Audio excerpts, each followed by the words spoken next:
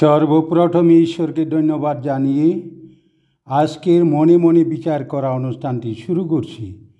এই অনুষ্ঠানের মূল সঞ্চালক আমি শ্রী রবিচরণ দেববর্মা।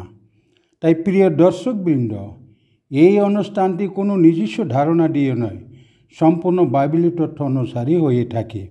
তাই বাক্যের মধ্যে ভুল থাকিলে ক্ষমা করে দিবেন, কারণ আমি একজন অবাংলাভাষী সম্প্রদায়ে ত্রিপুরা রাজ্যে ত্রিপুরার বাসিন্দা।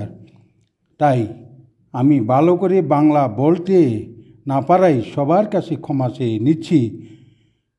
আসুন আমরা মূল অনুষ্ঠানে ফিরে যাই। আজকের মূল বিষয়বস্তু হচ্ছে আগামী 2039 সালে এই পৃথিবী সম্পূর্ণ আগুনে ধারা পড়ে ছাই হয়ে ধ্বংস হয়ে যাবে, এই বিষয় নিয়ে। তাই আসুন, আপনারা নিশ্চয়ই জানেন এবং প্রশ্ন করতে পারেন যে আগামী 2039 সালে কি সত্যি এই পৃথিবী ধ্বংস হয়ে যাবে? আর যদি ধ্বংস হয়ে থাকিলে কীভাবে ধ্বংস হবে এবং এই পৃথিবীর মানুষেরা বা মানুষের অবস্থা কি হবে, এইসব প্রশ্ন করতে পারেন। তাই আসুন আমরা এই তথ্যটি সম্পূর্ণ বাইবেলে অনুসন্ধান করি। বাইবেলের তথ্য অনুসারে ঈশ্বরের বাক্যের মধ্যে দিয়ে আমরা বলতে পারি হ্যাঁ, উত্তরটি হবে হ্যাঁ। কারণ আগামী 2039 সালে এই পৃথিবী আগুনের দ্বারা পড়ে ছাই হয়ে সম্পূর্ণ ধ্বংস হয়ে যাবে। খুব সম্ভবত তখন যারা খ্রিস্ট বিশ্বাসী, ঈশ্বরের মনোনীত জগৎ পতনা অবদেহত মেষাবকের জীবন পুস্তকের নাম লিখিত আছে, তারাই খ্রিস্টের সাথে মেঘরথে হয়ে আকাশের এক যুগে স্বর্গে নিতে হবে।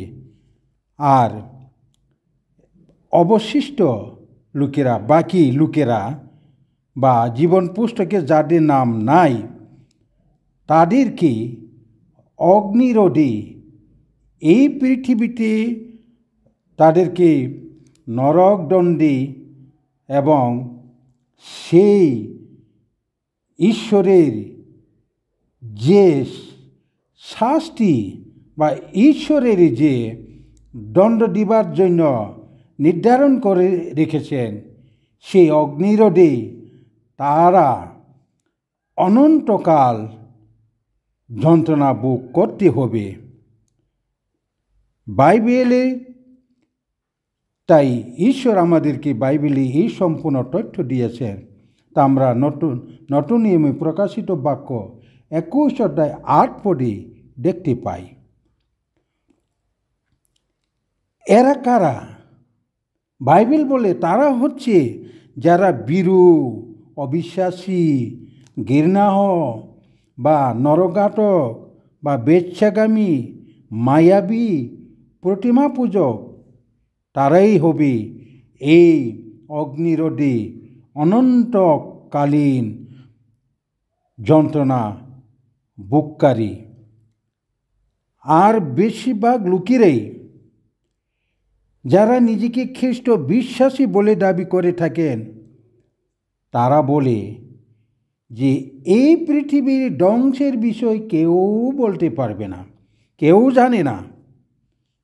কারণ তারা বাইবেলে একটি পদকে উদ্ধৃতি করে বলে এবং বলে থাকেন, তা আমিও স্বীকার করি। হ্যাঁ, তা আমরা দেখতে পাই মথি লিখিত সুসমাচারের 24 অধ্যায় 37 পদে এবং মার্ক লিখিত সুসমাচারের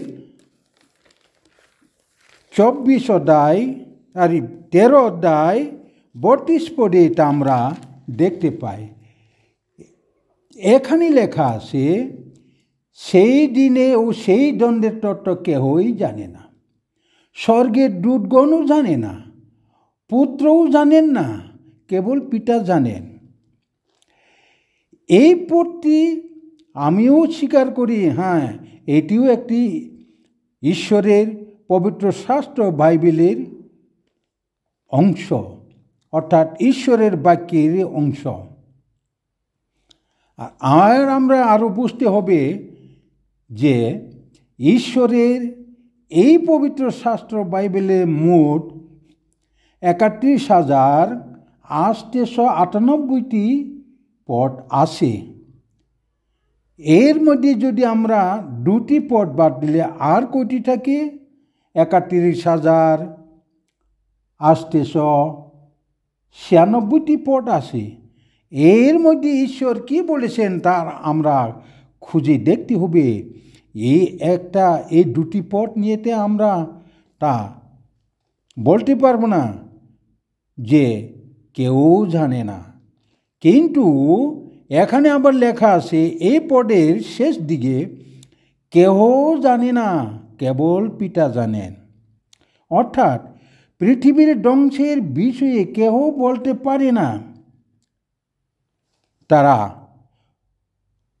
এইভাবে মণ্ডলীতে প্রচার করে থাকেন বা গির্জাতে তারা আরও বলে থাকেন যে খ্রিস্ট রাতে চুরি নিয়ে আসবে। তাই এই ব্যাপারে আমাদের কোনো চিন্তা করার প্রয়োজন নাই। যা আসে সেইভাবে থাকতে তারা এই গির্জা বা মণ্ডলীতে প্রচার করে থাকেন। আর তারা বলে থাকেন এইসব আবুল তাবুল কথাকে বিশ্বাস না করে আমরা ঈশ্বরের কাছে এইভাবে যেভাবে আসে সেইভাবে থাকাটাই সবচেয়ে ভালো। তারা এইভাবে প্রচার করে থাকেন। কিন্তু আমি একজন নিয়মিত বাইবেল পাঠক হিসাবে এই সম্পূর্ণ বাইবেলটি পাঠ করে বুঝেছি যে আগামী 2039 সালে এই পৃথিবীতে প্রভু যীশু খ্রিস্টের দ্বিতীয় আগমন ঘটবে এবং হবে, এবং ওই সালেই এই পৃথিবী সম্পূর্ণ আগুনের দ্বারা পুড়ে ছাই হয়ে ধ্বংস হয়ে যাবে। কিন্তু আমি কোনো পোপ, ফাদার, প্যাস্টর, ডিকন ও যাজকও নয়। শুধু এরকম পদের আমার কোনো যুক্ত নাই। শুধু আমি একজন নিয়মিত বাইবেল পাঠক এবং অধ্যয়ন করে থাকি। এইটাই হলো আমার পরিচিত। যে বাইবেল আর কিছু তার মনোনীত দিগকে ঈশ্বর বলে থাকেন যে কোনো দুরূহ বিষয়কে জানাতে চাই।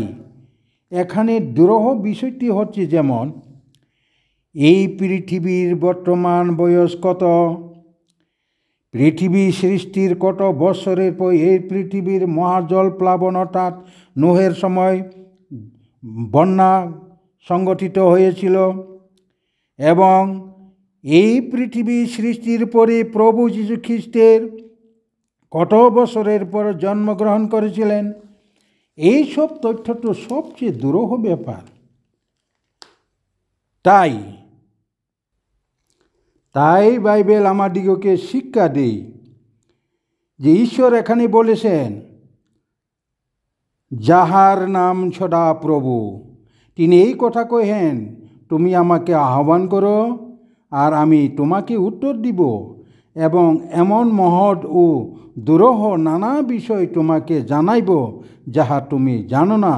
তা আমরা পবিত্র শাস্ত্র বাইবেলে পুরাতন নিয়মে জিরমীয় ভাববাদী পুস্তকে 33 অধ্যায় 3 পদে তা আমরা দেখতে পাই। তাই আসুন ঈশ্বর আমাদিগকে আরও শিক্ষা দেয়, তা আমরা পবিত্র শাস্ত্র বাইবেলই দেখতে পাই। আসুন আমরা তা পড়ি। ঈশ্বর এখানে বলেছেন, নিশ্চয় প্রভু সদাপ্রভু আপনার দাস ভাবভাদিগণের নিকটে আপন গৌর মন্ত্রণা প্রকাশ না করিয়া কিছুই করেন না। তা আমরা পবিত্র শাস্ত্র বাইবেলে পুরাতন নিয়মে আমোস পুস্তকের 3 অধ্যায় 7 পদে দেখতে পাই। তাই ঈশ্বর আমাদেরকে তার কাছে আহ্বান করতে বলেছেন, তুমি আমাকে আহ্বান করো, আমি তোমাকে উত্তর দিব। তার অর্থ ঈশ্বরের কাছে আমরা প্রার্থনা করার জন্য তিনি আমাদেরকে এই ভাবের মধ্যে দিয়ে শিক্ষা দিই যে আসুন আমরা ঈশ্বরের কাছে প্রার্থনা করি। কিভাবে প্রার্থনা? যখন আমরা আমাদের কোনো গানের অভাব ঘটে বা অভাব হয়ে থাকে, তার কাছে যখন আমরা ঈশ্বরের কাছে প্রার্থনা করি, তখন তিনি অকাতরেই দিয়া থাকেন। তাই আসুন আমরা ঈশ্বরের কাছে প্রার্থনা করার আগে ঈশ্বর আমাদেরকে শিক্ষা দেয় যে সদাপ্রভুর বই গানের আড়ম্বর। এই জ্ঞান অর্জন করতে হলে আমাদেরকে প্রথমে ঈশ্বরের কাছে নত স্বীকার করতে হবে এবং ঈশ্বরকে বই করতে হবে। আর অজ্ঞানেরা প্রজ্ঞা ও উপদেশ তুচ্ছ করে। আর যদি আমরা ঈশ্বরের কথাকে অমান্য করি বা অবজ্ঞা করি, বাইবেলকে তুচ্ছ করি, তাহলে আমরা এই সব গান আমরা আয়ত্ত করতে পারবো না। তা আমরা পবিত্র শাস্ত্র বাইবেলে হিতোপদেশ, পুরাতন নিয়মে হিতোপদেশ 1 অধ্যায় 7 পদে দেখতে পাই। এখানে লেখা আছে, সদাপ্রভুর বই গানের আরম্ভ, অজ্ঞানেরা প্রজ্ঞা ও উপদেশ তুচ্ছ করে।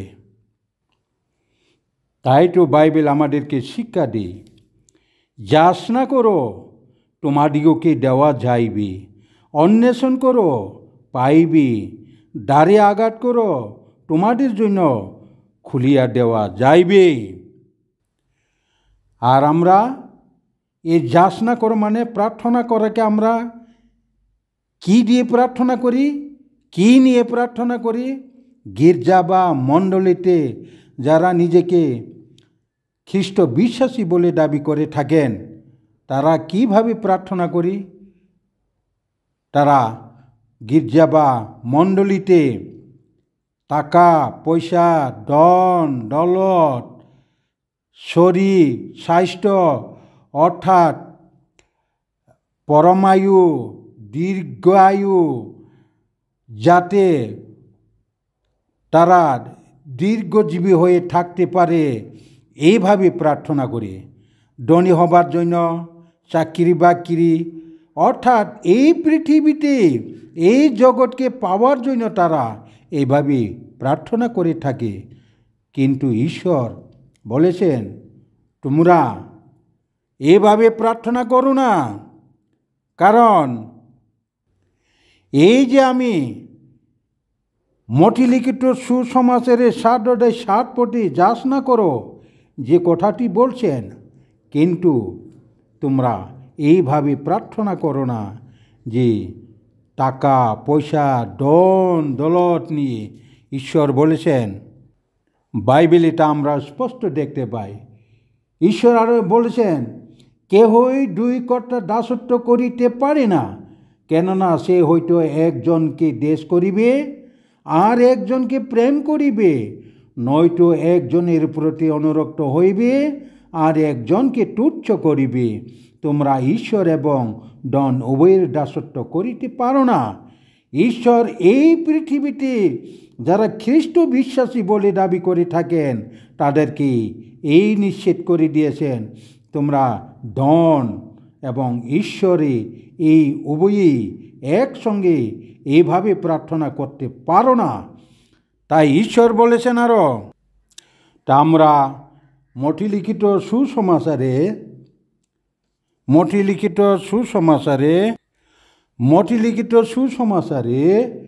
6 অধ্যায় 24 পদে আমরা দেখতে পাই, তোমরা ধন এবং ঈশ্বর উভয়ে দাসত্ব করিতে পারো না, এই কথাটি। আর ঈশ্বর আরও বলেছেন এই বাইবেলে, তা আমরা আসুন বাইবেলে দেখি। ঈশ্বর এখানে বলেছেন, তোমরা জগৎকে প্রেম করিও না, জগদিষ্ট বিষয় সকল প্রেম করিও না। কেহ যদি জগৎকে প্রেম করে, তবে পিতার প্রেম তাহার অন্তরে নাই। কেননা জগতে যে কিছু আছে, মাংসের অবিলাস, চক্ষুর অবিলাস ও জীবিকার দর্প, এই সকল পিতা হইতে নয়, কিন্তু জগৎ হইতে হইয়াছে। ঈশ্বর এভাবে আমাদেরকে বাইবেলের শিক্ষা দেয়। তা আমরা বাইবেলে নতুন নিয়মে 1 যোহন 2:15 ও 16 পদে তা দেখতে পাই। তাই তো ঈশ্বর বাইবেলে আরও বলে যে আমরা তা এখন পড়ি, কেননা ধনাসক্তি সকল মন্দের একটা মূল, তাহাতে রত হওয়াতে কতক লোক বিশ্বাস হইতে বিপদগামী হইয়াছে, এবং অনেক যাতনারূপ কণ্টকের আপনারা আপনাদিগকে বিদ্ধ করিয়াছে। তা আমরা পবিত্র শাস্ত্র বাইবেলে নতুন নিয়মে 1 তিমথিও 6:10 পদে দেখতে পাই। তাই আসুন আমরা মূল অনুষ্ঠানে ফিরে যাই। বাইবেলে ঈশ্বর বলেছেন যে সেই দিনে ও সেই দণ্ডে তত্ত্ব কেবল পিতা জানেন। এই বাক্যের মধ্যে লক্ষ্য করুন, কেহই জানে না, কেবল পিতা জানেন। এর অর্থ দ্বারাই একটু গভীরভাবে চিন্তা করুন। কেবল পিতা জানেন মানে হচ্ছে পিতাকে, পিতা হচ্ছে ঈশ্বর, আর এই ঈশ্বরে হচ্ছে বাইবেল। তা আমরা বাইবেলে নতুন নিয়মে যোহন লিখিত সুসমাচারে 1:1 পদে তা আমরা দেখতে পাই। ঈশ্বর এখানে বলেছেন, আমরা পড়ি, আদিতে বাক্য ছিলেন, এবং বাক্য ঈশ্বরের কাছে ছিলেন, এবং বাক্যই ঈশ্বর ছিলেন। তাই এই পদে আমরা এখন বলতে পারি যে পবিত্র শাস্ত্র বাইবেলই হচ্ছে ঈশ্বর, এবং এই ঈশ্বরই হচ্ছে পিতা। তাই বাইবেলই হচ্ছে পিতা। তাই বাইবেল আমাদেরকে আরও বলে যে আমরা এই বাইবেলের মধ্যে থেকে, বাইবেলের মধ্যে দিয়ে ঈশ্বর আমাদেরকে জানাইতে চান, পিতা আমাদেরকে জানাইতে চান। তাই ঈশ্বর বা বাইবেল বলেছেন, পিতা বলেছেন, তোমরা আমাকে আহ্বান করো, আমি তোমাকে উত্তর দিব।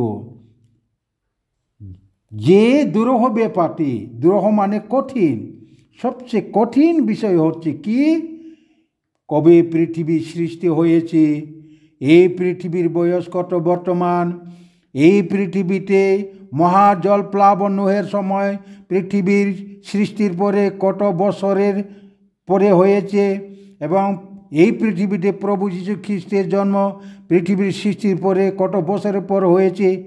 এই সমস্ত তথ্য হচ্ছে সবচেয়ে দুরূহ ব্যাপার। দুরূহ মানে যার কোনো সমাধান করা যায় না, এরকম বিষয়, যাকে কঠিন বিষয় বলে।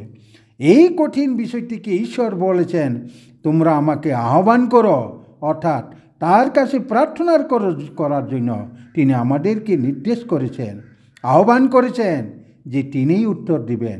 এই দুরূহ ব্যাপার, নানা বিষয়, মহৎ মহৎ বিষয় দিনগুলিতে তিনি জানাইবেন বলছেন। তাই ঈশ্বর বলেছেন, এই পৃথিবীর যে কোনো কাজ করার আগে তিনি তার ভাববাণী, অর্থাৎ তিনি দাসদিগকে না জানাইয়া তার গৌর মন্ত্রণা কিছুই প্রকাশ করি না, তিনি বাইবেলে বলেছেন। তাই আসুন আমরা বাইবেলে আলোতে এখন দেখি ঈশ্বর কিভাবে আমাদেরকে শিক্ষা দিতে চায়। ঈশ্বর বলেছেন, তা আমরা এখন পড়ি, প্রথমে ইহা জ্ঞাত হও যে শাস্ত্রীয় কোনো বাবুবাণী বক্তার নিজ ব্যাখ্যার বিষয় নয়, কারণ বাবুবাণী কখনো মানুষের ইচ্ছাক্রমে উপনীত হয় নাই, কিন্তু মনুষ্যরা পবিত্র আত্মা দ্বারা চালিত হইয়া ঈশ্বর হইতে যাহা পাইয়াছেন তাহাই বলিয়াছেন। তা আমরা পবিত্র শাস্ত্র বাইবেলে তা দেখতে পাই।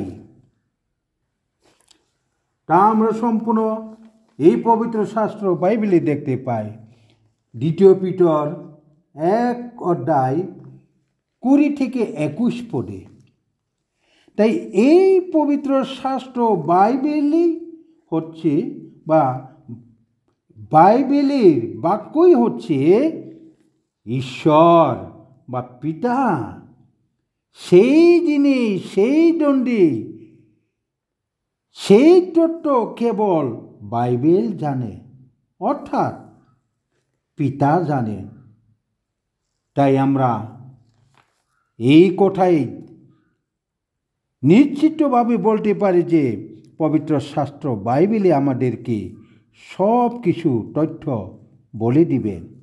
অর্থাৎ এই পৃথিবীর ধ্বংসের বিষয়ে কেবল বাইবেলই জানে, আর অন্য কোনো ধর্মগ্রন্থ জানে না। তাই ঈশ্বর বাইবেলে বলেছেন,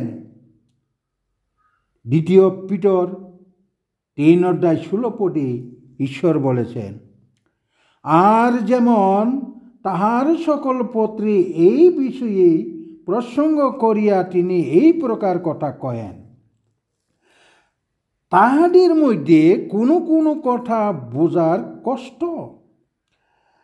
অজ্ঞান ও চঞ্চল লোকের যেমন অন্য সমস্ত শাস্ত্রলিপি, তেমন সেই কথাগুলির বিরূপ অর্থ করে আপনাদেরই বিনাশার্থী করে।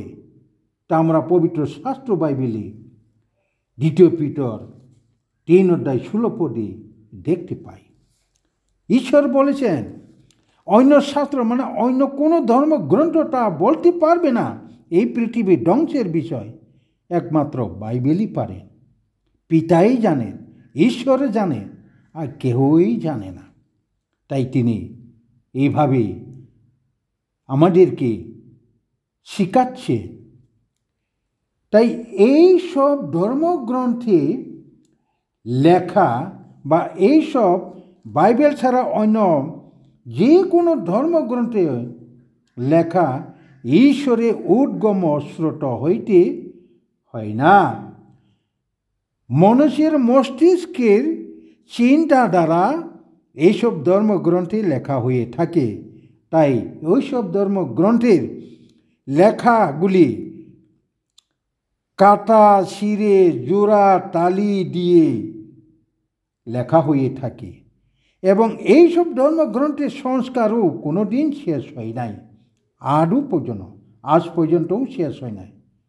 কারণ এইসব ধর্মগ্রন্থে লিখিত সম্পূর্ণ ঈশ্বরের উদ্গম হইতে হয় না, মানুষের মস্তিষ্ক চিন্তা দ্বারাই লিখে থাকে। তাই ঈশ্বরের পরিত্রাণের বিষয়টি বিন্দু মাত্রই এইসব ধর্মগ্রন্থে বলতে পারে না এবং বুঝে না। তাই এই পৃথিবীর বর্তমান বয়স কত, পৃথিবী কবে সৃষ্টি হয়েছেন এবং এই পৃথিবীর আয়ু কবে শেষ হবে, এগুলি তারা কিছুই বলতে পারবে না। কারণ এইসব ধর্মগ্রন্থের লেখা মানুষের দ্বারা হয়ে থাকে, ঈশ্বরের উদ্গম স্রোত হইতে নাই। তাই তারা ঈশ্বরের বিষয়ে বিন্দু মাত্রই তারা বলতে পারে না। কিন্তু বাইবেল আমাদেরকে শিক্ষা দেয় এই পৃথিবী আগামী 2039 সালে অক্টোবর মাসের শেষ দিকে ধ্বংস হয়ে যাবে সম্ভবত। আমরা এখন বাইবেলে খুঁজে দেখব এই পৃথিবীর ধ্বংসের বিষয়ে। কিন্তু আমাদেরকে প্রথমেই মনে রাখতে হবে এবং দৃঢ় বিশ্বাস করতে হবে যে বাইবেলের উপর, যে বাইবেল হচ্ছে ঈশ্বরের সত্য বাক্য ও নির্ভুল তথ্য। তাই বাইবেলের উপরে আমাদের কি দৃঢ় বিশ্বাস রাখতে হবে। আসুন আমরা ঈশ্বর কি বলেছেন বাইবেলে মঠে লিখিত সুসমাচারে 24 অধ্যায় 37 পড়ি আমরা। এখানে ঈশ্বর বলেছেন, মনুষ্যপুত্রে আগমনের বিষয় মানে প্রভু যীশু খ্রিস্টের পুনরাগমনের সময়ের কথা এই পদে লেখা আছে। আসুন আমরা তা পড়ি। বাস্তবিক নোহের সময় যে রূপ হইয়াছিল, মনুষ্যের পুত্র আগমনও তদ্রূপ হইবে। 38 পদে আমরা পড়ি, অর্থাৎ মঠে লিখিত সুসমাচারের 24 অধ্যায় 37-38 আমরা পড়ি। কারণ জল প্লাবনের সেই পূর্ববর্তী কালে জাহাজের নোহের প্রবেশ দিন পর্যন্ত লোকে যেমন ভোজন ও পান করিত, বিবাহ করিত, বিবাহিতা হইত, 39 মধ্যে, এবং বুঝিতে পারিল না যাবৎ বন্যা আসিয়া সকলকে বাসাইয়া লইয়া গেল, তদ্রূপ মনুষ্যপুত্রের আগমন হইবে।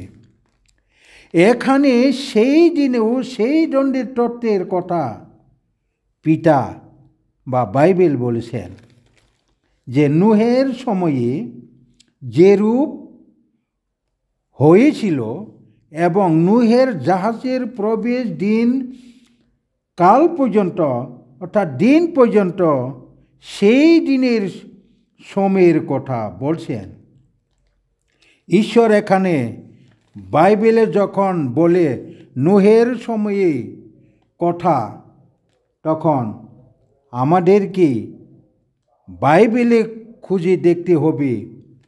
আসুন আমরা তা দেখি। আদি পুস্তক 7 অধ্যায় 4 পদটা আমরা এখন পড়ি। কেননা 7 দিনের পর আমি পৃথিবীতে 40 দিবারাত্র বৃষ্টি বর্ষাইয়া আমার নির্মিত যাবতীয় প্রাণীকে ভূমণ্ডল হইতে উচ্ছিন্ন করিব। এখানে 7 দিন পরে মানে ঈশ্বর নোহকে বলেছিলেন যে 7 দিন পরে এই পৃথিবীতে মহাবৃষ্টি হইবে। এই 7 দিনটা হলো ঈশ্বরের মূল সময়কাল। আর এই 7 দিন বলতে ঈশ্বর বলেছেন একদিন 1,000 বছর সমান এবং 1,000 বছরের সমান। ঈশ্বর বাইবেলে আরও বলেছেন যে জিহিজকেল বাবুবাড়ি পুস্তকে 4 অধ্যায় 6 পদটা আমরা দেখি। ঈশ্বর বলেছেন একদিন 1 বছরের সমান, 1 বছর 1 দিনের সমান। এইভাবে ঈশ্বর আমাদেরকে শিক্ষা দেয় যে কোনো সময় ঈশ্বর একদিন 1,000 বছরের সমান যখন বলেন, তখন আমরা এই 7 দিনকে 7 দিনের পর যখন ঈশ্বর বলেছেন নোহকে, তখন আমরা 60,000 বছর ধরি। এবং এই 60,000 হিসাবে আমরা এখন বলতে পারি 7 দিন পর মানে 60,000 বছরের পর পৃথিবীতে শেষকালে প্রথম শুরু হবে। আর সেটাই হবে নোহের জল প্লাবনের সময়ে যে রূপ হয়েছিল, মানে সেই রূপ বাস্তবিক হইবে। মানে অর্থ হচ্ছে নোহের সময়ে জল প্লাবন থেকে গণনা করার জন্য বাইবেল বা পিতা আমাদেরকে বলেছেন। তাই বাইবেল অধ্যয়ন করে আমরা শিখেছি যে খ্রিস্টপূর্ব 4,990 অব্দে নোহর সময়ে এই পৃথিবীতে মহাজল প্লাবন সংগঠিত হয়। তাহলে সেই সময় থেকে 60,000 বছর পূর্ণ হতে সময় লাগে 2010 সাল পর্যন্ত। এই পৃথিবীর 60,000 নোহের জল প্লাবন থেকে 60,000 পূর্ণ হইতে সময় লাগে 2010 সাল পর্যন্ত। কিন্তু আমাদের মনে রাখতে হবে 2010 সাল কিন্তু বাইবেলে আরও বলে প্রভু যীশু খ্রিস্টর দ্বিতীয় আগমন হচ্ছে তুরিদনিতে, অর্থাৎ শেষ তুরিদনিতে। তুরি মানে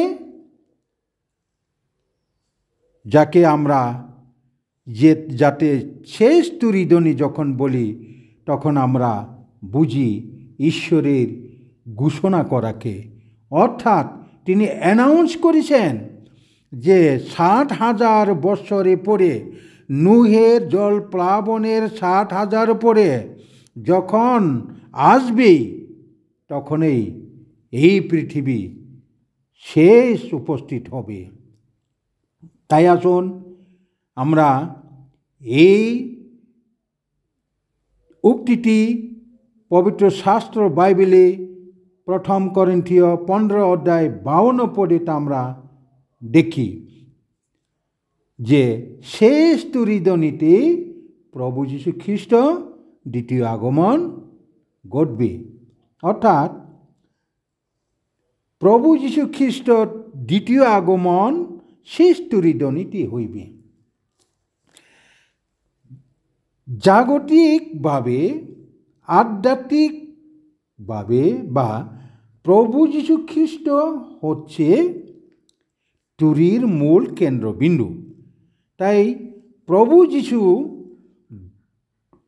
29 সালে যিশুর জন্মের পর 29 সালে তাকে মেষশাবক হিসাবে ঘোষণা করেছেন বাইবেল। তাই আমরা যখন 2000 যখন এই পৃথিবীতে 60,000 যোগ 29 বৎসরটি যোগ করি, নোহের জল প্লাবনের পর শেষ তুরিদনি, অর্থাৎ এই নোহের জল প্লাবনের পর শেষ তুরিদনি হবে 60,000 29 বৎসর পর্যন্ত মধ্যে। তাই নোহের জল প্লাবনের সময় 4,990 থেকে 60,029 বিয়োগ করলে আমরা তা পাই 2039 সাল, অর্থাৎ তুরিদনি বা প্রভু যীশু খ্রিস্টের দ্বিতীয় আগমন হবে এই পৃথিবীতে 2039 সালেই। তা আমরা স্পষ্ট দেখতে পাই বাইবেলে। এই বিষয়ে আরও পরিষ্কারভাবে বুঝতে হলে আমরা বাইবেলে আলোতে অগ্রসর হতে হবে। বাইবেলে বলা হয়েছে 1000 বৎসর 1000 বৎসর হিসাবে একদিন 1 বছরের সমান। তাই এই যে 1000 বৎসর হিসাবে একদিন একটি সবচেয়ে মনোগ্রাহীর উপায়ে সেই বছরটি প্রতি ঈশ্বর আমাদের দৃষ্টি নিবদ্ধ করেন। 2 পিতর 3 অধ্যায় 6 পদে আমরা পড়ি এখানে ঈশ্বর বলেছেন বন্যাটি নুহের সময়ে সমগ্র পৃথিবীতে ধ্বংস করেছিলেন। ঈশ্বর সেটা কি, অর্থাৎ সেটিকে এই কথাটিকে বলেন, এবং যেখানে আমরা পড়ি তোর দ্বারা তখনকার জগৎ জলে প্লাবিত হয়ে নষ্ট হইয়াছিল। তারপর পরের পরটি পৃথিবীর নুহের বা পৃথিবীর শেষের যে ভীতিপ্রদ বিচারটি ঘটবে সেই সম্পর্কে ঈশ্বর বলেন। 7 পদে আমরা তা পড়ি। আবার সেই বাক্যের গুণে এই বর্তমান কালের আকাশমণ্ডল ও পৃথিবীর অগ্নির নিমিত্ত সঞ্চিত রহিয়াছে, ভক্তিহীন মনুষ্যদের বিচার ও বিনাশের দিন পর্যন্ত রক্ষিত হইতেছে। ঠিক এর পরবর্তী 2টি পদে 2 পিতর 3 অধ্যায় 8 পদে ঈশ্বর সম্পূর্ণ এই বিষয়ে স্পষ্ট করেছেন যে সবচেয়ে বিস্ময়কর উত্তরটি করেন, যেখানে আমরা পড়ি, কিন্তু প্রিয়তমেরা তোমরা এই কথা বলিও না যে প্রভুর কাছে একদিন 1,000 বছরের সমান এবং 1,000 বছর একদিনের সমান।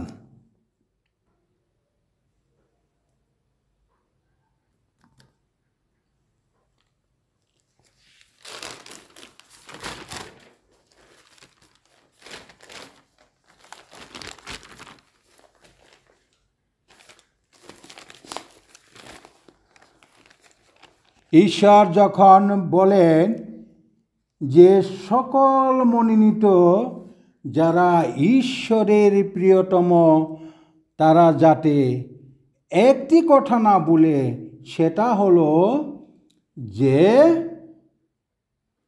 তার পরিপ্রেক্ষিতে একটি কথা কি, এই একটি কথার মানে হচ্ছে এটা অবশ্যই অত্যন্ত গুরুত্বপূর্ণ, এবং ঈশ্বর জোর দেন যে তাদের এটা জানতে হবে এই একটি কথার সম্পূর্ণরূপে একটি কালকে বা সেই দিনে ও সেই দণ্ডে তত্ত্বের বিষয়ে নির্দেশ করে, এবং পৃথিবীর শেষের ধ্বংসের বিষয়ের ঈশ্বর এই কথাটি উল্লেখ করে বলেছেন। ঈশ্বর বলেন একদিন 1,000 বছরের সমান এবং 1,000 বছর একদিনের সমান। সঙ্গে সঙ্গে আমরা দেখি যে ঈশ্বর এই একটি কথা 2 বার বলেন, অর্থাৎ প্রথমে তিনি ঘোষণা করেন একদিন 1,000 বছরের সমান, তারপর 1,000 বছর একদিনের সমান। এই রূপে তিনি এই তথ্যের পুনরাবৃত্তি করেন। এটা আরও বেশি করে ঘটনাটির গুরুত্ব বাড়িয়ে দেয় যে সমস্ত সত্য বিশ্বাসীদেরকে নিঃসন্দেহে জানতে হবে যে একটি দিন 1,000 বছর এইভাবে বাইবেলে ইতিহাসের কালধারাকে গণনা করতে হবে। আমাদের মনে রাখতে হবে আদি পুস্তক 4 অধ্যায় 32 পদে 41 অধ্যায় 32 পদে আদি পুস্তক 41 অধ্যায় 32 পদে ফরন 2 বার স্বপ্নের মধ্যে দিয়ে ঈশ্বরের কাজটি শীঘ্রই করার দিকে নির্দেশ করেন। তা আমরা এই বাইবেলে বা এই পবিত্র শাস্ত্র বাইবেলে আদি পুস্তকে 41 অধ্যায় 32 পদে দেখতে পাই। আর ফরনের নিকটে 2 বার স্বপ্ন দেখাবার বাপ এই ঈশ্বর ইহার স্থির করিয়াছেন এবং ঈশ্বর ইহা শীঘ্রই ঘটাইবে। তাই 2 পিতর 3 অধ্যায় এবং আদি পুস্তক 7 অধ্যায় 4 পদে আর মঠি লিখিত 24 অধ্যায় 37-38 পদে বিশ্লেষণ করলে দেখতে পাই যে আগামী 2039 সালেই এই পৃথিবী সম্পূর্ণ আগুনের দ্বারা পুড়ে ছাই হয়ে ধ্বংস হয়ে যাবে সম্ভবত। এখানে প্রশ্ন হচ্ছে যে প্রভু যীশু খ্রিস্টের দ্বিতীয় আগমনের পূর্বে কি কি লক্ষণ যুগান্তের অর্থাৎ ধ্বংসের বা চিহ্ন কি হবে, তার উত্তরে প্রভু যীশু খ্রিস্ট বলেন তার শিষ্যদিগকে। তা আমরা মঠি লিখিত সুসমাচার 24 অধ্যায় 33 অধ্যায় থেকে 3 পদ থেকে 31 পদে দেখতে পাই এবং বাইবেল আরও বিভিন্ন পদের তা দেখতে পাই। ঈশ্বর বাইবেলে বলেছেন শেষকালের বিষম সময়ের বিষয় কথা বলেছেন। 2 তিমথিয় 3 অধ্যায় 1 থেকে 9 পদে তা আমরা দেখতে পাই। আর মঠি লিখিত সুসমাচার 24 অধ্যায়, মার্ক লিখিত 13 অধ্যায়, আর লোক রোমীয় পুস্তকে প্রেরিত 2 অধ্যায় 17 পদে, 2 পিতর 3 অধ্যায়, জিসেয় 3 অধ্যায় 4 অধ্যায় 2 অধ্যায় থেকে 4 অধ্যায় পর্যন্ত আমরা দেখতে পাই। আর দানিয়েল পুস্তকে 9 অধ্যায়ে 27 পদে এবং 8 পদে 8 অধ্যায় 14 পদে 23 বছরের কথা আমরা দেখতে পাই। দানিয়েল পুস্তকের 8 অধ্যায় 14 পদে তা আমরা পড়ি, তিনি তাহাকে কহিলেন 2,300 সন্ধ্যা প্রাতঃকালে নিমিত্ত পরে ধর্মধামের পক্ষে বিচার নিষ্পত্তি হইবে। এখানে আমরা বলতে পারি যে এই শেষকালটা হবে চূড়ান্ত 23 বছর। এই 23 বছরটি কীভাবে হবে তা আমরা এখন বিশ্লেষণ করব। আসুন আমরা দানিয়েল পুস্তকে 9:27 পদে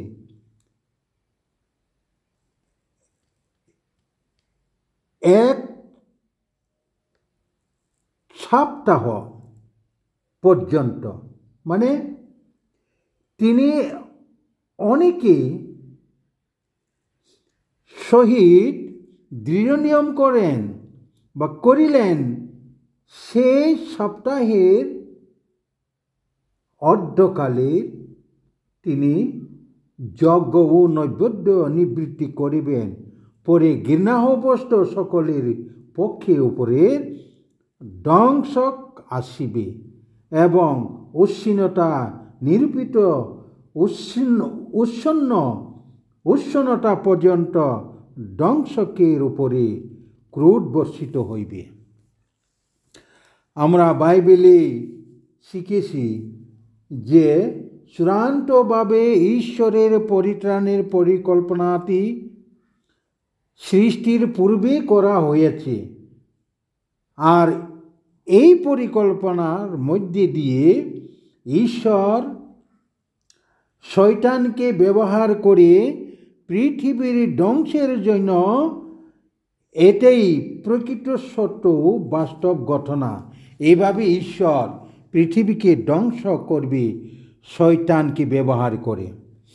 তাই ঈশ্বর বলেছেন ধ্বংসের উপরের ক্রোধ বর্ষিত হইবে, মানে ঈশ্বরের ক্রোধ হচ্ছে প্রতিহিংসা। প্রতিহিংসা মানে হচ্ছে ঈশ্বরের বিরোধী কাজ করা বা বাইবেলের বাক্যকে অবজ্ঞা করা। পরে ঘৃণাহবস্ত শয়তানকে সকলের পক্ষের উপরে ধ্বংস আসিবে, মানে ঘৃণাহবস্ত মানে হচ্ছে শয়তানকে বলেছেন। তাই এই শয়তানকে শেষকালে মন্দিরের, মসজিদে, গির্জাতে অর্থাৎ পবিত্র স্থানে বা ধর্মধামে দেখা যাইবে। তা আমরা মঠে লিখিত সুসমাচারে 24 অধ্যায় 15 থেকে 16 পদে দেখতে পাই। আর দ্বিতীয় থেসেলনিকীয় 2 অধ্যায় 3 থেকে 4 পদে তা পড়ি। 4 পদে ঈশ্বর বলেছেন যে প্রতিরোধী হইবে ও ঈশ্বরের নাম আখ্যাত ও পূজ্য সকলের হইতে আপনাকে বড় করিবেন, এমনকি ঈশ্বরের মন্দিরে বসে আপনাকে ঈশ্বর বলিয়া দেখাইবেন। আর বাইবেলে বলে এই পাপ পুরুষ, ধর্মভ্রষ্টতা, বিনা সন্তান, যাকে শয়তান বলে বাইবেলে, সেই পাপ পুরুষ শয়তান বা ডিয়াবল প্রতিমা নির্মাণ করাইবে, যাকে আমরা মূর্তি বলি। আর সেই শয়তান ক্ষুদ্র ও মহান, ধনী ও দরিদ্র, স্বাধীন ও দাস সকলকে প্রতিমা মূর্তিকে বর্জনা করাইবে। কারণ শেষকালে শয়তান প্রতিমা মূর্তি মধ্যে নিঃশ্বাস প্রদান করাইয়া কথা বলাইবে। আর এই মূর্তি বা প্রতিমার নামেই দক্ষিণ হস্তে কিংবা ললাটে নামে সাপ ধারণ না করে তাহার ক্রয় বিক্রয় করার বন্ধ করিয়া, অর্থাৎ ক্রয় বিক্রয় অধিকার করিবার, অর্থাৎ ক্রয় বিক্রয় করিবার অধিকার বদ্ধ করিবেন। প্রকাশিত বাক্যটা আমরা 13 অধ্যায়ে 15 থেকে 17 পদে তা দেখতে পাই। এই হলো বাইবেলে লেখা শেষকালের নিদর্শন। তাই ঈশ্বর বলেছেন যারা খ্রিস্ট বিশ্বাসী তাদেরকে মন্দিরে বা গির্জা থেকে বেরিয়ে আসতে নির্দেশ করেছেন। কারণ এই শেষকালে ঈশ্বর তার পরিত্রাণের কাজ গির্জা বা মণ্ডলীতে করছেন না, কিন্তু গির্জা বা মণ্ডলীর বাইরে তার পরিত্রাণ কাজ করে চলছেন অগণিত লোকের কাছে, যার কোনো মানুষের গণার সম্ভব হবে না। এই পৃথিবীতে শেষকালের উপস্থিত হয়েছে তা আমরা বলতে পারি। এই পৃথিবীতে শেষকাল উপস্থিত হয়েছে 1998 সালে, কিন্তু চূড়ান্তভাবে শুরু হয়, এই শেষকালে শুরু হয় 2010 সাল থেকে। প্রকাশিত বাক্য 13 অধ্যায় 18 পদে তা আমরা এখন পড়ি। এখানে লেখা আছে শেষ দিকে যে সেই সংখ্যাটি 366। এই সংখ্যা মানে শেষকালের সংখ্যা ঈশ্বর শয়তানের দ্বারাই ধ্বংস করার বিষয়টি এখানে বলেছেন। অর্থাৎ শয়তানের আয়ু হবে এই সংখ্যা দিয়ে 666। অর্থাৎ 666কে যদি আমরা 3 দিয়ে গুণ করি, পূরণ করি, তার মানে 3 হচ্ছে ঈশ্বরের উদ্দেশ্য, আর 666 সংখ্যা হচ্ছে শয়তানের কাল। তাই এই 666কে 3 দিয়ে গুণ করিলে আমরা পাই 1998। এই সালটি ঈশ্বরের বিচারের কাজ শুরু হয়, অর্থাৎ শেষকালের শুরু 1998 সাল থেকেই। তা শেষ হবে 1998 যোগ 40, তার মানে 40 হচ্ছে বিচার বা পরীক্ষা। 8টি সংখ্যা 40 হচ্ছে বিচার বা সংখ্যা, তা আমরা পবিত্র শাস্ত্র বাইবেলে দেখতে পাই। তাই 1998 যোগ 40 সমান সমান এই সালেই ঈশ্বরের বিচারের সমাপ্তি ঘটবে এবং তখনই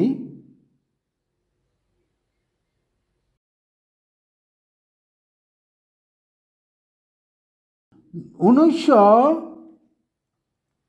98 যোগ 40 সমান সমান 2038। এই পর্যন্ত হচ্ছে শয়তানের কাজ। এরপরে দিনেই হচ্ছে এই পৃথিবীর ধ্বংস, অর্থাৎ 2039 সালেই এই পৃথিবী ধ্বংস হয়ে যাবে। অর্থাৎ ঈশ্বরের বিচারের সমাপ্তির দিন বা পরিত্রাণের কাজ সম্পূর্ণ এবং শয়তানের কাজও এই 2038 সাল পর্যন্তই থাকবে। মতে লিখিত সুসমাচারে 24 অধ্যায় 14 পদের তা আমরা পড়ি। এখানে ঈশ্বর বলেছেন, আর সর্বজাতির কাছে সাক্ষ্য দিবার নিমিত্ত রাজ্যের এই সুসমাচার সমগ্র জগতে প্রচার করা যাইবে, আর তখন শেষ উপস্থিত হইবে। তা আমরা এখন ঘোষণা করতে পারি যে 1998 সালে যখন ইন্টারনেটের কাজ সম্পূর্ণ হয়ে এই পৃথিবীতে জাগতিকভাবে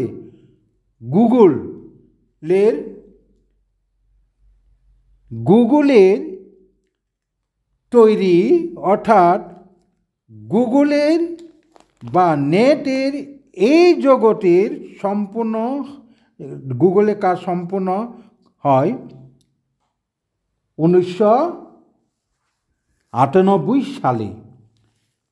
তখন থেকে এই পৃথিবীতে সমগ্র জগতে প্রচার করা সম্ভব হয়েছে।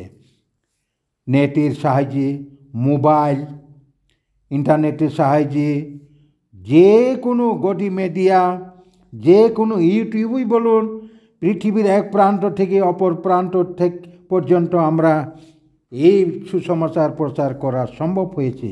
তাই ঈশ্বর বলেছেন, সর্বজাতির কাছে সাক্ষ্য দিবার নিমিত্ত রাজ্যের এই সুসমাচার সমগ্র জগতে প্রচার করা যাইবে, আর তখন শেষ উপস্থিত হইবে। এটাই প্রমাণ করে যে আগামী 2039 সালে এই পৃথিবী আগুনের ধারা পুড়ে ছাই হয়ে ধ্বংস হয়ে যাবে। কারণ 1998 সাল থেকে এই পৃথিবীর শেষ কাল উপস্থিত হয়েছে, তা আমরা পবিত্র শাস্ত্র বাইবেল থেকে শিখেছি।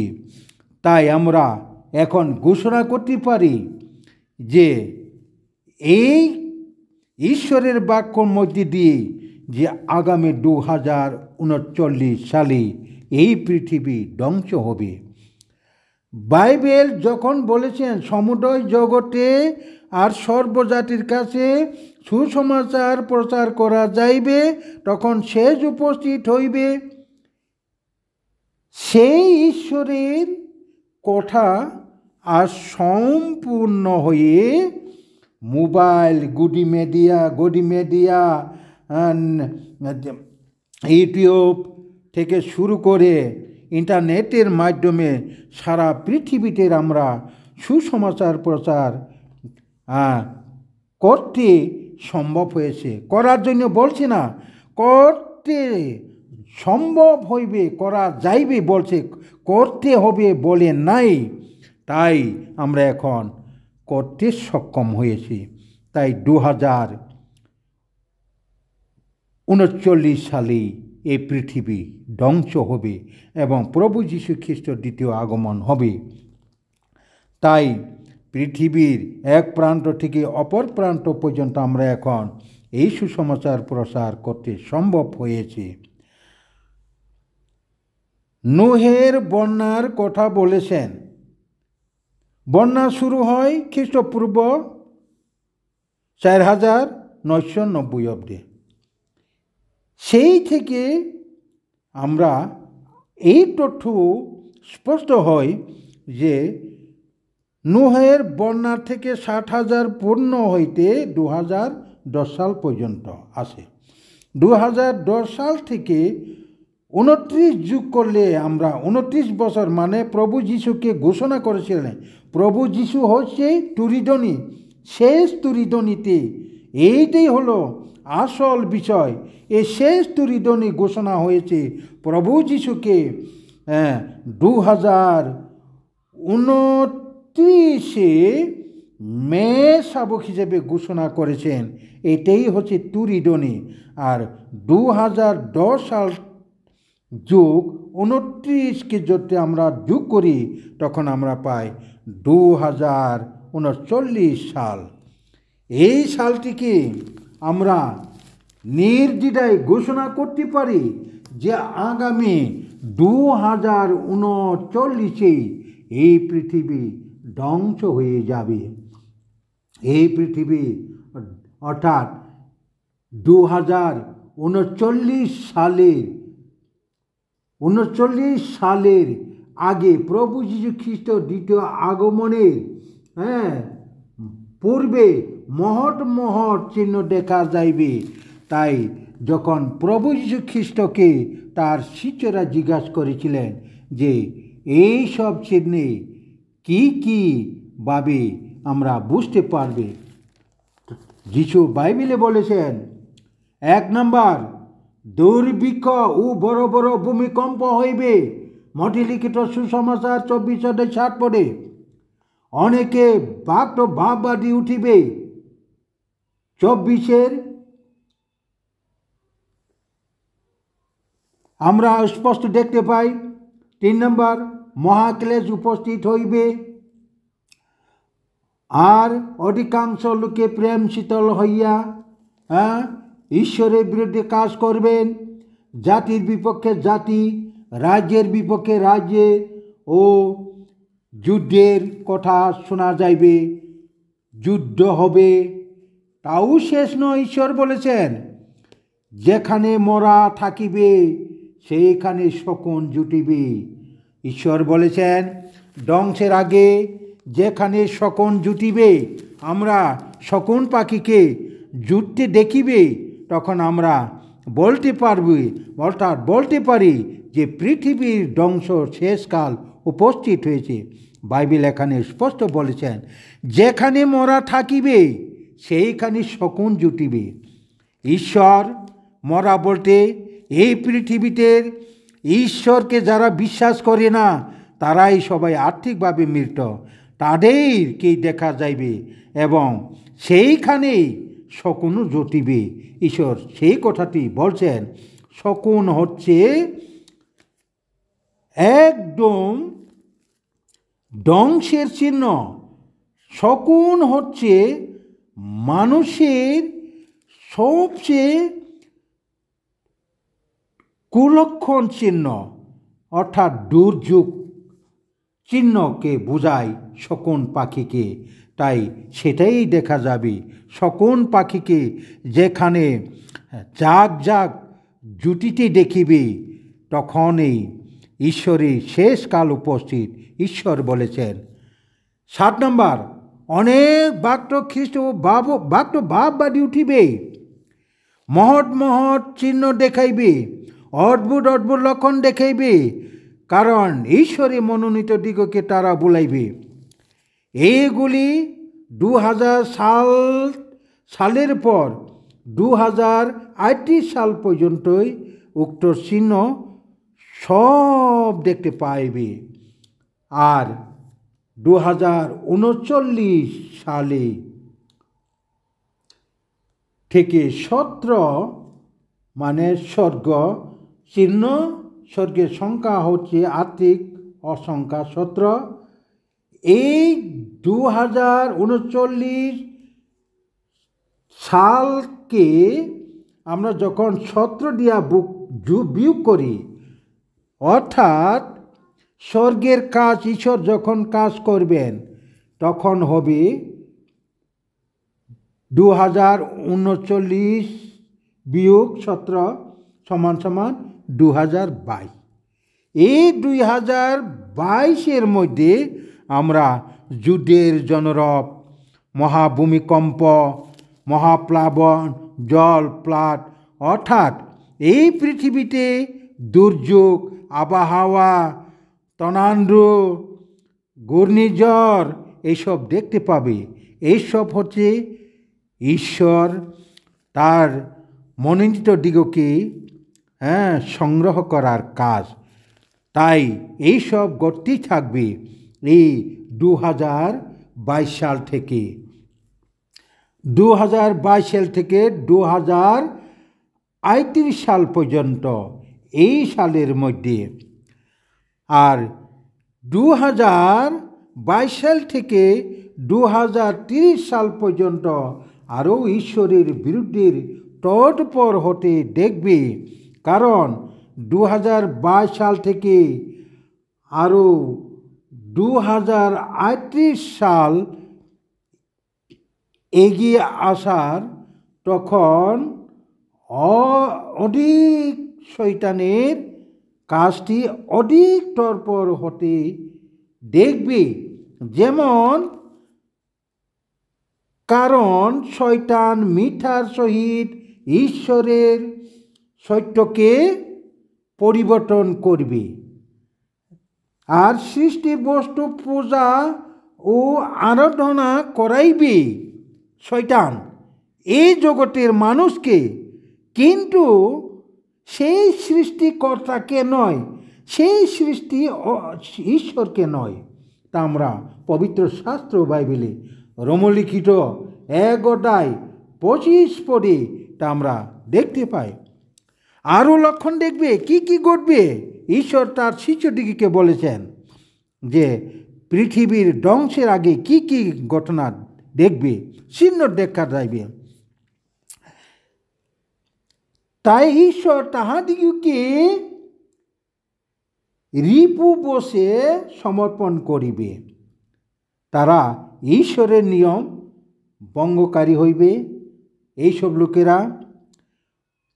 লোকেরা লোভ, হিংসা, মিথ্যাবাদী, দুষ্টতা, সর্বপ্রকার অধার্মিকতা, বিবাদকারী, দলভেদকারী, অহংকারী, অনেক লোকে মিথ্যা প্রতিশ্রুতি দিয়ে ভুলাইবে আর পরিশেষে তারা অনেক লোকে বধ করাইবে। তা আমরা পবিত্র শাস্ত্র বাইবেলে রোম লিখিত সুসমাচারে 1 দেখতে পাই। আর তাদের উপরে শাসন কায়েম করবে। এইভাবে 2022 থেকে 2038 সাল পর্যন্ত চলবে। পরিশেষে 2039 সালে অক্টোবরের শেষ দিকে ঈশ্বর অগ্নিরোধের নিক্ষিপ্ত করবে এইসব লোকদেরকে যারা ঈশ্বরের কথা অর্থাৎ বাইবেলকে অবজ্ঞা করবে, ঈশ্বরের বিরুদ্ধে কাজ করবে, অর্থাৎ ঈশ্বরের যারা মনোনীত দিগকে বুলাইবে তাদেরকে এই অগ্নিরোধে তাদেরকে এই শেষ 2039 সালে অনন্ত নরকদণ্ডে ফেলে দিবে। তারা এভাবে বুক করতে হবে। তাই আসুন আমরা ঈশ্বরের কাছে আরও শিখি। তাই এই শেষকালে 23 বৎসরের প্রথম তা আমরা দেখি 23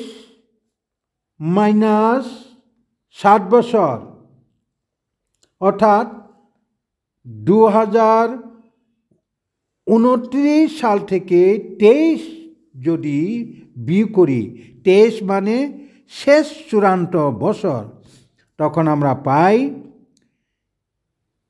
ঈশ্বরের শেষ চূড়ান্ত বছর হচ্ছে 23 বছর। এই 2029 2039 সালকে 23 দিয়ে বিয়োগ করলে তা আমরা পাই 2016 সাল। আর 2016 সালকে আমরা প্রাচিত্য সাল ধরি, অর্থাৎ প্রাচিত্য মানে প্রাচিত্য সংখ্যা হচ্ছে 5 দিয়ে যোগ করি, তখন আমরা 2021 সাল পাই।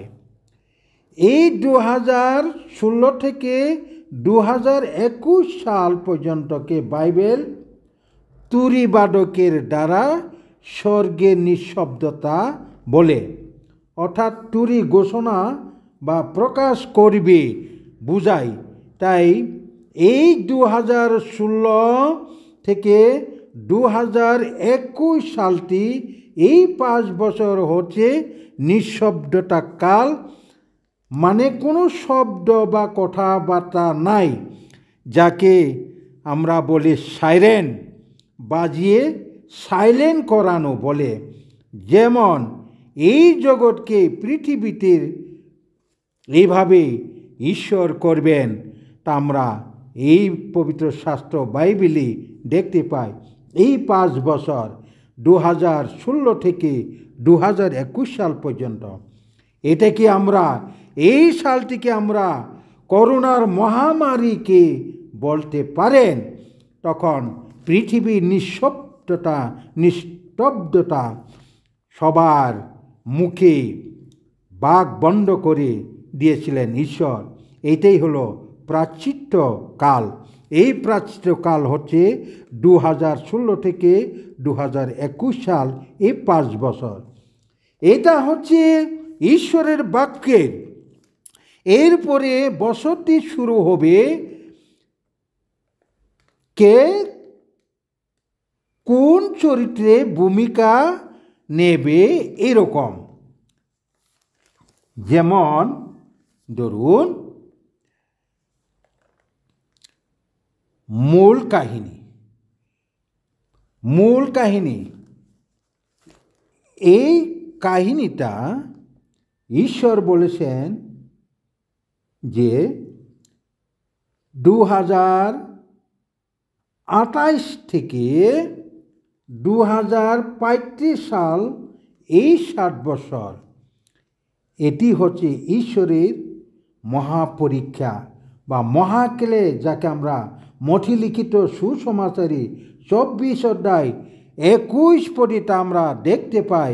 এই মহাক্লেশ হচ্ছে যুদ্ধ, মহাযুদ্ধ, জাতির বিপক্ষে জাতি, রাজ্যের বিপক্ষে রাজ্য উঠিবে, মহাভূমিকম্প হবে, অর্থাৎ মহাদুর্ভিক্ষ দেখা যাইবে, আকাশের মহৎ মহৎ চিহ্ন দেখা যাইবে, অনেকে প্রেম শীতল হইয়া যাইবে, আর যে কেহ শেষ পর্যন্ত স্থির থাকিবে সেই পরিত্রাণ পাইবে। আর এই যে পৃথিবীতে যে দুর্ভিক্ষ মহাক্লেশ উপস্থিত হইবে, এই 2035 সাল পর্যন্ত, 2028 থেকে 2035 সাল পর্যন্ত আমরা এখানে স্পষ্ট দেখতে পাই। তখন এই পৃথিবীতে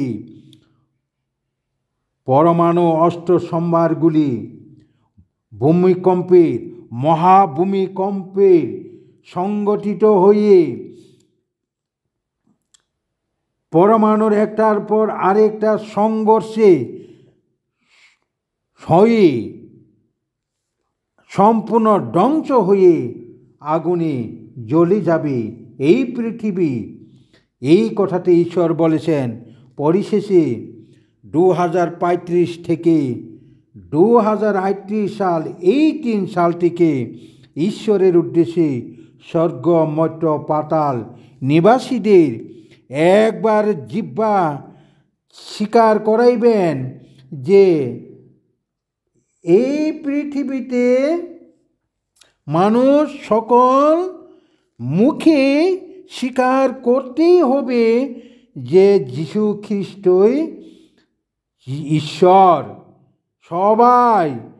সবার মুখে দিয়ে স্বীকার করতে হবে এই 3 বছর লাস্ট, অর্থাৎ 2035 থেকে 2039 সাল পর্যন্ত, অর্থাৎ 2038 সাল পর্যন্ত এরপরে এই পৃথিবী ধ্বংস হবে।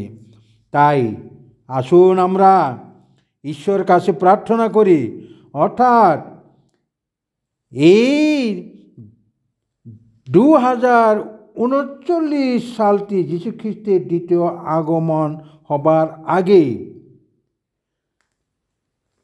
আমাদেরকে ঈশ্বরের কাছে প্রার্থনা করতে হবে, কারণ পরিত্রাণ একমাত্র ঈশ্বরের হাতে।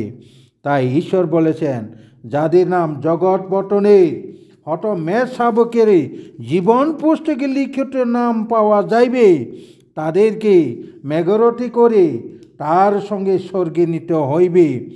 বাইবেলে এইভাবে আমাদেরকে শিক্ষা দেয়, পবিত্র শাস্ত্র বাইবেলে এই কথা বলে। আর অবশিষ্ট বাকি যারা এই পৃথিবীতে থাকবেন তাদেরকে নরকের অগ্নিরথে ফেলে অনন্ত যন্ত্রণায় বুক করাইবে। ইহাই হচ্ছে দ্বিতীয় মৃত্যু। তাই আসুন আমরা সবাই ঈশ্বরের কাছে প্রার্থনা করি, যাতে এই 2039 সাল আসার আগে এই সময়ের মধ্যে আমরা সবাই এইসব মূর্তি পূজা, এইসব অন্য ধর্ম অবলম্বন না করে আমরা ঈশ্বরের কাছে প্রার্থনা করি।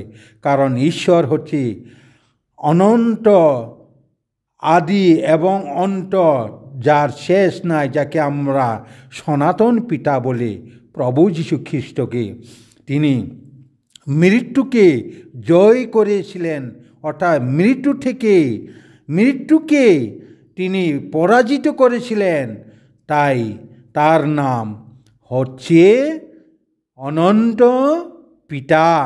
আর কেহই অনন্ত পিতা হতে পারে না, অর্থাৎ সনাতন পিতা ঈশ্বর প্রভু যীশু খ্রিস্ট হচ্ছে সনাতন পিতা।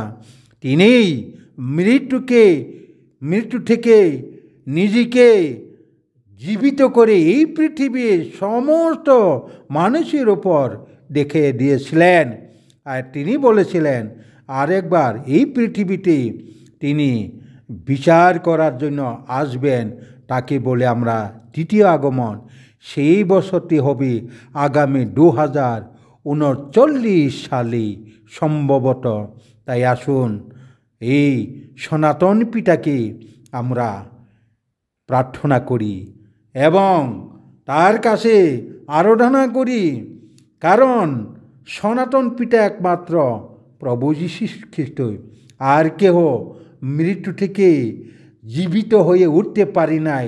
আর কোনো ধর্মযাজক বলুন আর যে কোনো লোকই বলুন, তারা কোনো দিন মৃত্যু থেকে জীবিত হয়ে উঠিতে দেখাইতে পারে নাই। তাই তারা কোনো দিন সনাতন না, তারা কোনো দিন সনাতন পিতা হইতে পারে না। একমাত্র সনাতন পিতাই হচ্ছে যার মৃত্যু নাই, মৃত্যু হয়ে জীবন্ত হয়ে উঠেছিলেন। যে মৃত্যু নাই সেই সনাতন, যার ধ্বংস নাই সেই সনাতন, যে আদি যে অন্ত, যার শেষ নাই সেই সনাতন। তাকে আমরা তাই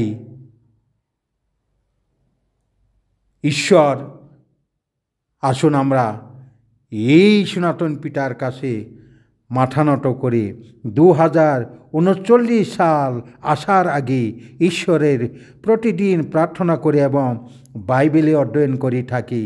এই প্রত্যাশা রেখে সবার কাছে এই কতটুকু বলি, আমি এখান থেকে বিদায় নিচ্ছি। আমার কথা বলার মধ্যে ভুল ত্রুটি থাকিলে ক্ষমা করে দিবেন এবং আমার কথা ভুলও হতে পারে, কারণ আমি একজন মানুষ। আমি একমাত্র বাইবেল পাঠক, রীতিমতো এবং খ্রিস্ট ধর্ম বাবলম্বী বাইবেল পাঠক। আমার নাম শ্রী রবিচরণ দেব ব্রহ্মা। তাই আসুন সবাই ঈশ্বর কাছে প্রার্থনা করে প্রতিদিন বাইবেল পাঠ করতে থাকুন। এই প্রত্যাশা রেখে সবার কাছে বিদায় চেয়ে এনেছি। বিদায় অর্থাৎ যাবার আগে ঈশ্বরের কাছে প্রার্থনা করি। প্রার্থনাটি এই আমাদের স্বর্গস্থ পিতা, তোমার নাম পবিত্র বলিয়া মান্য হোক, তোমার রাজ্য আইসক, তোমার ইচ্ছা সিদ্ধ হোক, যেমন স্বর্গে তেমনি পৃথিবীতে হোক। আমাদের প্রয়োজনীয় খাদ্য আজ আমাদিগকে দাও, আর আমাদের অপরাধ সকল ক্ষমা করো, যেমন আমরাও আপন আপন অপরাধীদেরকে ক্ষমা করিয়াছি। আর আমাদিগকে পরীক্ষাতে আনিও না, কিন্তু মন্দ হইতে রক্ষা করো। আমেন।